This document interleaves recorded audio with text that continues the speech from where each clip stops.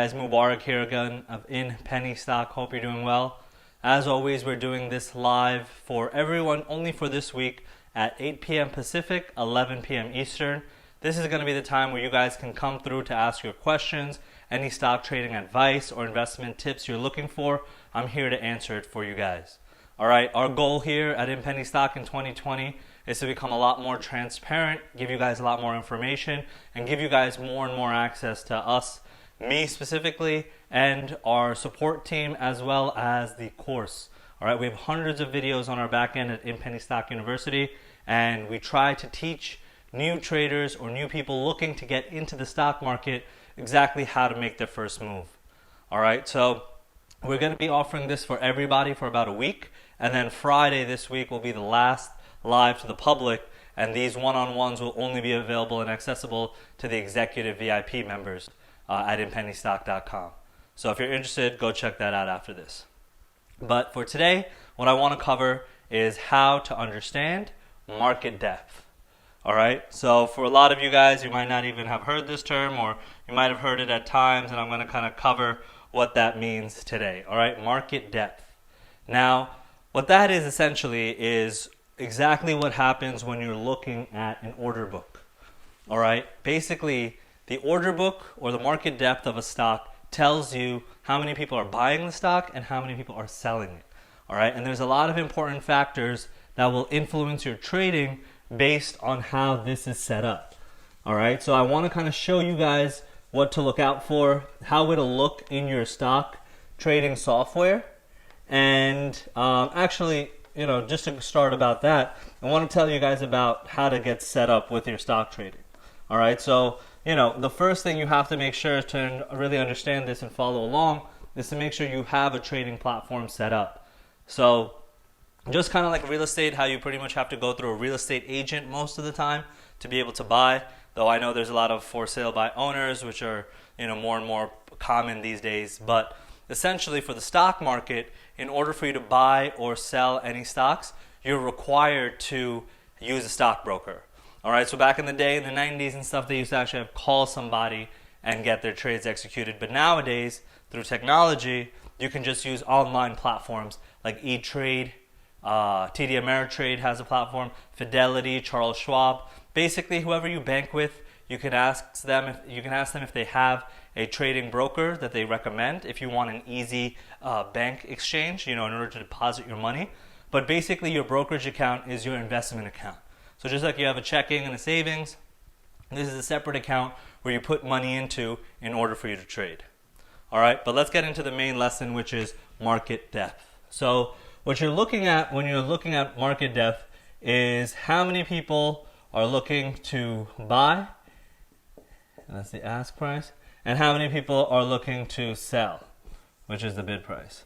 All right, so the interesting thing to understand here is when you're actually stock trading, that there's a little exchange of variance between what you get your offer in at and what you sell it at. And usually that's about a penny difference. So what you're looking at here is, say you're looking at a $5 stock that might have been trending downwards.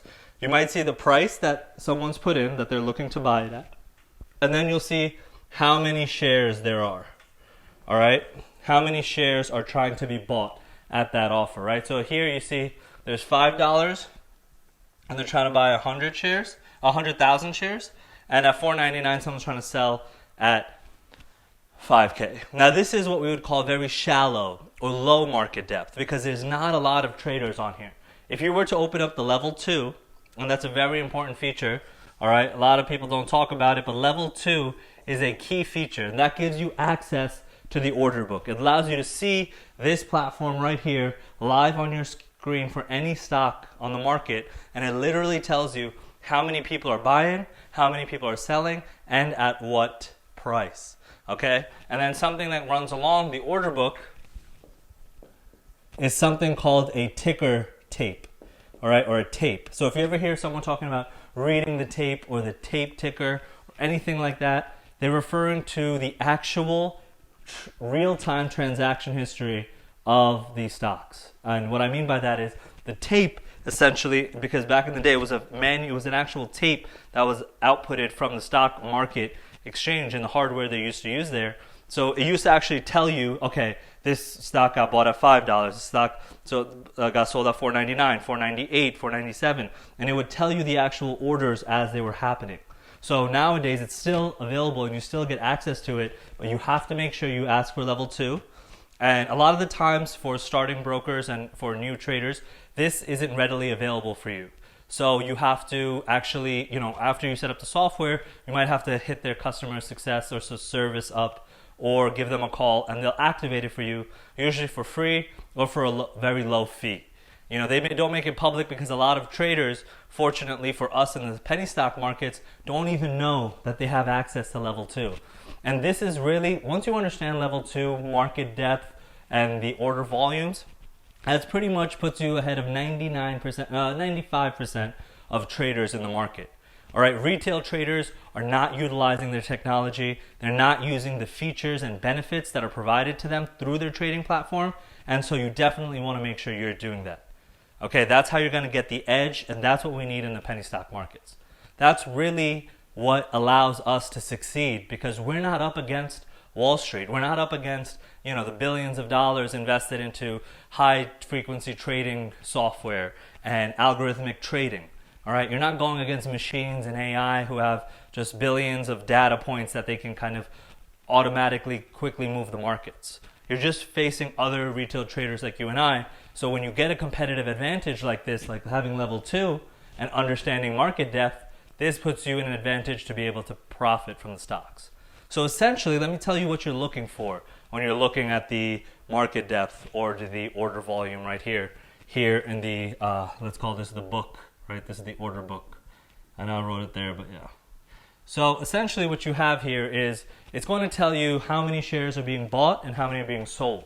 And the reason it's important to look at is because this will tell you what direction the stock price is going to move.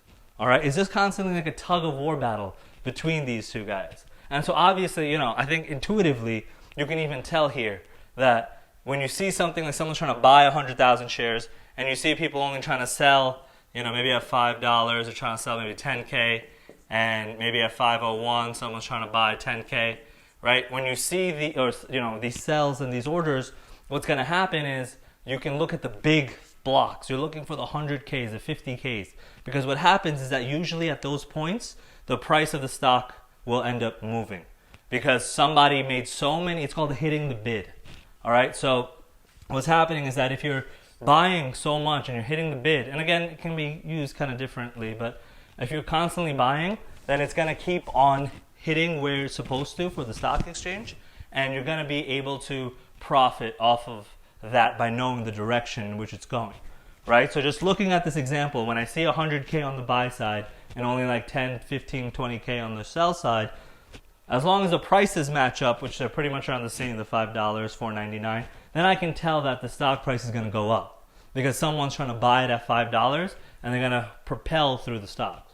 On the same way, right, if I was on the sell here and instead of this $4.99 being 5K, if it was 500K, now all of a sudden I would think that the stock price is going to go down because so many people are trying to sell, and that's when you can use the hitting the bid. So many people are trying to sell that it's going to cause the price of the stock to go down.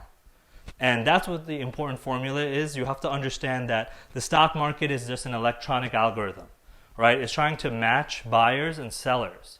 And there's a software running behind it that pretty much tells it that once there's enough demand for a certain stock at a certain level, it's going to go in that direction and it's going to get to it as soon as possible. So that's why the market spread is so important to know, because when you're looking for stocks to sell and buy and sell for profit, you need to understand that the level 2 or the order volume will let you know whether it's liquid enough for you to get in and out of your transactions. So going back to my prior lessons or what I teach at Penny Stock University, you want to make sure that there's a good volume. And usually I would put that at least 100K, right? So that'll be a metric just like, the high, open, low, close, dividend yield, market cap. All those little kind of features or stats you see under a stock? One of them will be volume, VOL. And you want to look out for that, and you want to make sure it's at least over 100K. It could be maybe 75K if you're comfortable with the stock and you've traded it before, because trading volume is constantly fluctuating. But generally speaking, if it's lower than 100K, you're going to have some lag or some levels of difficulty getting in and out of your trades. And that can be dangerous because you could potentially be profiting but can't get out of your trade, and then the stock turns against you and now you're in the red, which means you're losing money because you weren't able to get out of the stock position in time. So definitely, keep an eye out on that. And then lastly, I want to get into one topic which is important for here called low float stocks. Okay, so a float generally has to do with how many shares are outstanding for a certain company.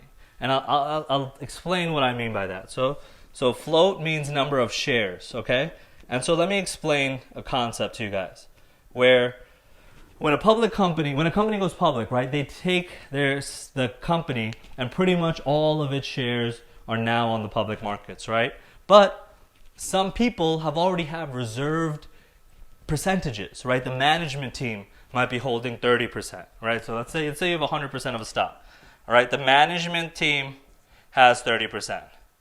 Let's say institutional investors, so big companies, have another 30%.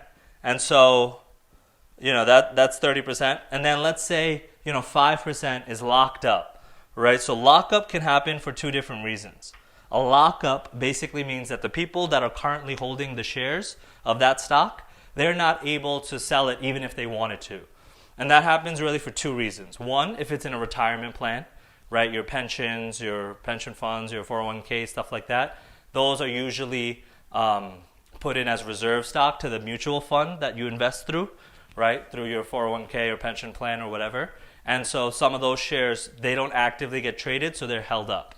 And they'll be included in this 5%.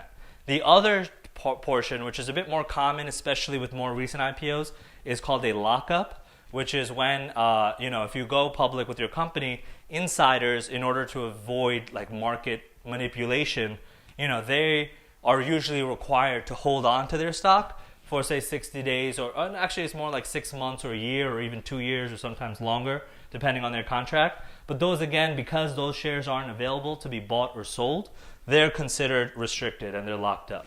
So you have 100%, right? Every company has 100% shares, obviously. And then you have 30 saved up for the management, you have 30 for the institutional investors, and you have 5 for the lockup restricted. So this all comes up to 65, so you're left with 35%, right? Now this is a pretty decent float. It's a little low, but basically the reason float is important is because essentially it tells you how many shares of that stock are available to the public. All right, so how many shares are even trading and available for trade in the market? Right? That's important to know, because if you understand what I was talking about with the order book and the fact that we're dealing with an electronic algorithm, and that whatever people tend to do, whatever activity they're doing, whether they're buying more or they're selling more, will influence the price of the stock, then what that also means, logically, is that if you are to buy a certain amount of shares to a company that only has a small amount of its shares available, then your buying or your selling will have more of an impact on the stock. Okay, so I'll give you guys a clear example. Let me clean up the board here a bit. But I'll just put it in a perspective where you can easily grasp it. I'll wipe the rest. I hope you guys can kind of see this here. But basically, if you bought 10K shares of a company with 1 million shares, right? That's a certain percentage, right? You're influencing the total amount of shares by, let's say, it's about 1%, okay? Now, though, if you were to buy 10K shares for a company that only had 50K shares outstanding, right? All of a sudden, you have now made an impact on the stock market of 20% of the total amount of shares. Now, obviously, this is exaggerated, but I'll tell you what numbers to look out for. But generally speaking, here you're going to make a much higher impact when you're controlling 20% of the market versus just 1%. I hope that makes sense. Rewatch this, kind of internalize it. But, again, you have to understand the stock price is influenced solely by how many people are buying and selling. So when a large portion of the amount of shares available are being bought, then the price is going to go up. And on the flip side, if it's being sold, the price will go down. So just make sure you're wary of that. Okay? I want to give you guys a good resource here. I use this resource called lowfloat.com, and we're also going to make this available soon at inpennystock.com. But lowfloat.com is a really good resource where you can actually find companies and they'll tell you how many shares they have available and how many are kind of outstanding, so you can figure out what the float is. Because low float stocks are more volatile and you should be wary of that. All right? At inpennystock.com, what we're going to be teaching also is how to use this information for your benefit. And we also go into more depth about, similar to how you will look at low floats, we talk about how to look at how many stocks are being shorted.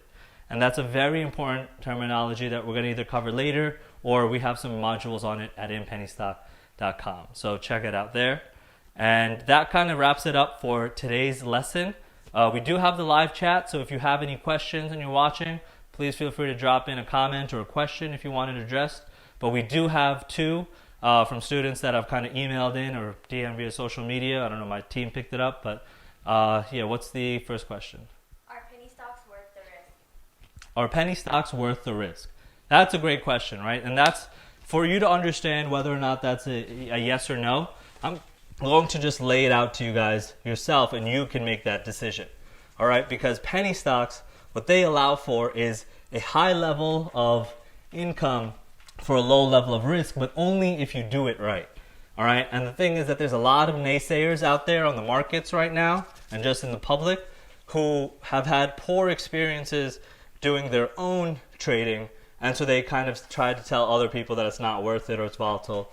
But you know, there's this one really great guy online, his name's Gary Vee. I'm sure you guys have heard of him, but he kind of talks about how, you know, for certain people, the ROI or the amount of money that you can make, for example, from a basketball, from like, say, LeBron James, is obviously he can make millions of dollars with it. If you put it in the hands of someone like me or you or someone who doesn't play basketball, you're not going to make any money from it, right? So it requires skill, it requires talent, and the way you build skill, just like with anything, is practice, research, studying, and doing. So you have to constantly refine your skills, and that's how you can make penny stocks worth it. But the whole other reason, right, is just because of the amount of profit that can be made. All right, so for example, if you look at, I'm trying to think of a stock to share, but let's just go with Apple, right? It's not the best example because we're in a bull market, but Apple, for example, if you buy it in a year, you might make 20% on your money, which financial advisors and planners and wealth managers and Goldman Sachs and all these companies will tell you 20% on your money annually is fantastic. It's incredible. People, if you told me you had an opportunity where you can make 20%, you could probably raise $20 million in a week. It's very easy if you're able to make that type of return, right? And that's an amazing year. Usually blue chip stocks will only move up 5 to 10% a year. And that's a good year, right? So that's excluding any depressions or recessions or anything like that. Like you would be happy if you got these types of returns. Now, however, let's look at your own income, right? Say even you have nice enough cash flow, you have $5,000. In 1 year, there's $5,000 turned into $6,000.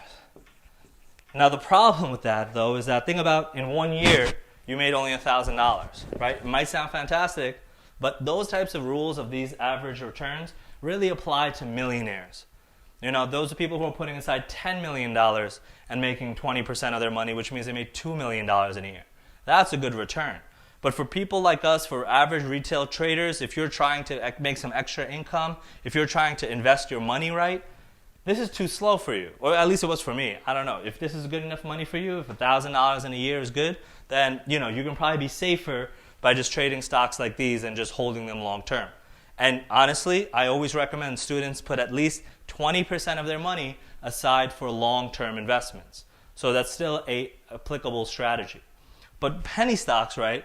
What you can actually do is if you look at Yahoo Finance or finviz.com or even on pennystock.com/stocks, you can see top gainers and losers. And you can see that in a single day, you know, penny stock XYZ, that's just a hypothetical acronym, goes up 40% in a day, or goes up 33% in a day. And that's what we're chasing. That's the type of returns we're chasing. Because then you can change, I wouldn't even put $5,000 into it. I would put $2,000. But that $2,000, if in a single day it went up 40%, now I just made another $800. So I'm at $2,800 in a single day. And again, this won't be your average day, but if you hold it over the long enough time, this type of income and profits is sustainable. These are the type of money and income you would be able to make. All right, so I see we have a question here on the live. Can I trade penny stocks if I have a full-time job? Great question. So that's actually one of the major ways that people actually initially get involved with stock trading. All right, what they end up doing is, you're working your job, you're finally making a decent income, you have some savings coming in, and now you're being smart and you're thinking, okay, I always knew in school, I heard from Warren Buffett, these whatever kind of side things you've heard of, you want to put your money to good use. You want to make it. You want to have your money make money for you, right? So you should be responsible. You should do the right thing and invest your money, but now you don't know how, right? So a lot of the times we actually recommend that you start trading penny stocks while working full time, because you're not going to just overnight give up your income, give up your 9-to-5 or your W-2 job or whatever it is and get to trading. That's a dumb move. It takes months to be able to refine your skills to become a good trader. So what we recommend here at InPenny Stock is we show people how you can use mobile apps, how you can trade while working full time, how you can build your watch list and set real-time alerts so you know the best times to trade. We have these talents and these tricks called the double catalyst rule that you can set up alerts to trigger. So even if you're at work, as long as you have the ability to maybe pull away for about a minute or for a few minutes, you can actually execute your trade and still profit. All right, and final question. Where can I find a list of penny stocks? Okay, so where can I find a list of penny stocks? So that's a good question. So penny stocks, first of all, they're traded on a separate exchange than normal stocks. That's why they're given the terminology penny stocks. Okay, so for example, the SEC, which is the Securities and Exchange Commission, they'll say that that these penny stocks are pretty much defined for any stock under $5. All right, so that's a pretty good vocab for it. There's a pretty good kind of threshold. But the key thing is where these stocks trade at. All right, so you've heard of the NASDAQ, you've heard of the New York Stock Exchange, I'm sure. All right, those are pretty popular. They're in New York. They're where all the big companies trade on. Apple, Facebook, Netflix, Google, Amazon, Twitter. All those public companies trade on either the NASDAQ or the New York Stock Exchange. That's where the big companies trade. Penny stocks, on the other hand, trade on different markets, and they're known as either the OTC, which stands for over the counter, and pink sheets. Okay? So these are the different markets upon which penny stocks trade on. Now, you have to be wary of this because when you're setting up your trading account and you're looking for a broker to use, a lot of the times they're just going to be referencing NASDAQ and New York Stock Exchange. For example, Robinhood has these. They don't have, or a lot of trading platforms don't have, or you have to request specific access to the OTC and the pink sheets markets. So that's how you'll get access to them. But I'll give you guys a great resource here. Sorry, it's called OTCmarkets.com. That's a great resource for you to be able to find pretty much all the penny stocks you're looking for. All right, and then at inpennystock.com/stocks, you can also pretty much search and filter through. Might as well throw in the plug. Final question, actually, I'm going to be reading from the live. I'm currently traveling. First of all, thank you, Jake, for showing up and asking questions. I'm traveling right now. Do I need to be in the United States to trade penny stocks? Great question. So, although the exchanges are live in the U.S. markets timing, 9:30 Eastern to 4 p.m. Eastern, that's how the markets trade. But you don't need to be in the United States. Thank God, because of online, as long as you have internet access and access to your trading platform, which is usually on a website, which you would require internet for, you can trade anywhere. And you would have to trade in those market closes, so whatever time it is overseas, when I go overseas, technically I'm looking at the stock market at nighttime there. So it might be midnight, and in China it might be overnight where the U.S. markets are open. So you will have to adjust your timings, but fortunately, you're still able to trade and execute trades from wherever you are. You just need your laptop or your phone and an internet connection to be able to input your orders. And honestly, if you wanted to, I know a little bit more of our older generation traders, what they tend to do is they're still reliant on their broker. They just have a long-standing relationship with them, and they've served them in the past. So you can still call up your broker if you want to execute a trade. Kind of an old school, slower method, but it's available for you if you need it. Wi-Fi goes out, but your phone's working. Maybe you can pull that in if you need to. So just something to keep in mind if it ever comes to it. So yeah, thanks you guys for joining. We're going to be doing this again tomorrow, same time, 8 p.m. Pacific, 11 p.m. Eastern. Come ready with your questions, any advice you need, any stocks you're looking at. We'll kind of put it together here on the live. So hope you guys enjoyed. If you have any questions, you can always email me and my team at admin@inpennystock.com, or you can reach us on our social medias at InPennyStock, Twitter, Facebook, YouTube, everywhere pretty much. So always available. We're here for you guys. Hope you guys enjoyed this, and I'll see you guys next time. Take care.